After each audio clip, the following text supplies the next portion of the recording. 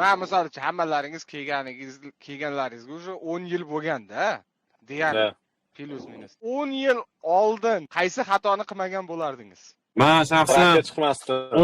10 yil qaytmagan bo'lardim. Yana shu agar stresslarni qaytadan boshimdan kechib olamagan bo'lardim. Siz o'sha narsani qilmasdingiz. Ya'ni boshqa traktorlar shu narsani qilmasin. Behudaga birovga ko'rsataman deb narsa olmagan bo'lardim.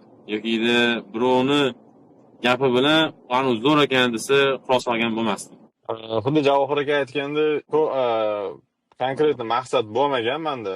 Pulga qiziqishim bo'lgan. Keyin bir kishi menga savet berganda shu maslahat berganini men eshitmagandaman. Eng katta minuslarimdan.